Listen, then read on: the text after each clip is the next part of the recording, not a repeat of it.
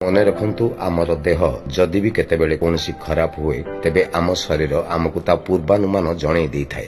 ଆମେ କିନ୍ତୁ ଜାଣିପାରୁନାହୁଁ। ତାହେଲେ କେମିତି ଜାଣିବା ଆମେ ଶରୀରର ଭାଷା? ଭିଡିଓଟିକୁ ଶେଷ ପର୍ଯ୍ୟନ୍ତ ଦେଖନ୍ତୁ, ନହେଲେ ଭିଡିଓଟିକୁ ସେଭ୍ କରିଦିଅନ୍ତୁ, ଯାହା ଫଳରେ ପଛରେ ପୁଣି ଥରେ ଦେଖିପାରିବେ। ଆପଣମାନେ ଶରୀରର ଭାଷାକୁ ନିଶ୍ଚିତ ରୂପେ ବୁଝିପାରିବା ଦରକାର, ଯାହା ଆପଣଙ୍କୁ ନିଶ୍ଚିତ ରୂପେ ଆତ୍ମସୁରକ୍ଷାର ବାଟ ଯୋଗାଇଦେବ। ଦରକାର ପଡ଼ିଲେ ଭିଡିଓଟିକୁ 2 ଥର 3 ଥର ଆପଣ ଦେଖନ୍ତୁ। ମନେ ରଖନ୍ତୁ, ଯଦି ଲାର୍ଜ ଇଣ୍ଟେଷ୍ଟାଇନ୍ କିମ୍ବା ସ୍ମଲ୍ ଇଣ୍ଟେଷ୍ଟାଇନ୍ରେ କୌଣସି ପ୍ରୋବ୍ଲେମ ଆରମ୍ଭ ହୁଏ ତାହେଲେ ଦୀର୍ଘ ଦିନ ଧରି ଆପଣଙ୍କୁ କୋଷ୍ଠକାଠିନ୍ୟ ଏବଂ ଡାଇରିଆ ଲାଗି ରହିବାର ଲକ୍ଷଣ ଦେଖାଦେଇଥାଏ। ହାର୍ଟରେ କୌଣସି ପ୍ରୋବ୍ଲେମ ଦେଖାଦେଲେ ଆପଣଙ୍କୁ ଦୀର୍ଘ ସମୟ ଧରି ଝାଳ ବୋହିବାର ଲକ୍ଷଣ ଦେଖାଦେବ।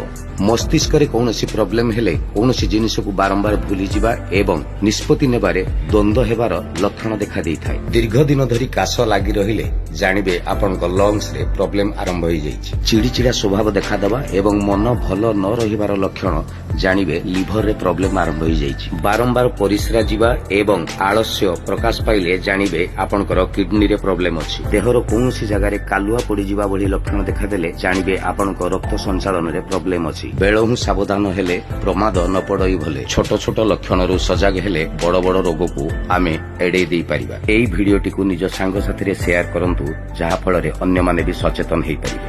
ଜୟ ଜଗନ୍ନାଥ।